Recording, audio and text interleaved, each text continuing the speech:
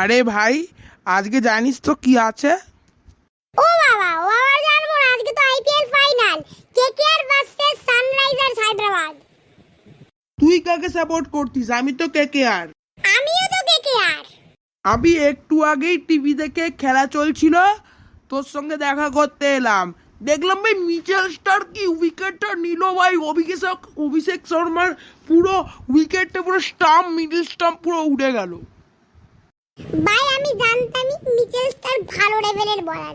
তোকে আমি সেদিন বলেছিলাম না, জেসন কামিংস যেমন অস্ট্রেলিয়ান ফুটবলে মোহনবাগানে যেমন ব্যাক করেছিল, তেমন মিচেল স্টার্ক হচ্ছে বড় ম্যাচের প্লেয়ার। সেমিফাইনাল ফাইনালে ওরা ব্যাক করে। একদমই। কিন্তু আজকে একটা বড় হাড্ডাহাড্ডি লড়াই হতে চলেছে। সানরাইজার্স হায়দ্রাবাদের ব্যাটিং ভালো আর কেকেআর এর বোলিং ভালো। না, শুধু বোলিং কি ভালো, তার সঙ্গে ফিল্ডিং ভালো।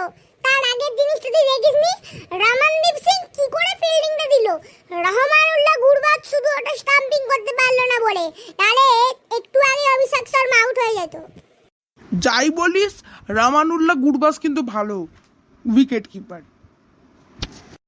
ভালো উইকেট কিপার, বাট ফিল সল্টের থেকে তো না। হ্যাঁ ভাই, একদম সঠিক। এই রামানুল্লাহ গুরবাজের জায়গায় যদি ফিল্ড সল থাকতো এই সময়, সত্যি এটা স্টাম্পিং কিন্তু হতে পারতো। কিন্তু আজকে যেটা থাকবে সেটা দিয়েই খুশি হতে হবে, কারণ আজকে ফাইনাল। আজকে যদি আমরা জিতি তাহলে কেকেআর থার্ড ট্রফি জিতবে, আর যদি সানরাইজার হায়দ্রাবাদ জেতে আরও একবার ওই রকমই মেনে নিতে হবে যে প্যাট কামিন্স সত্যি একজন খুব ভালো ক্যাপ্টেন, আর সানরাইজার হায়দ্রাবাদ জিতে যাবে তাদের সেকেন্ড ট্রফি।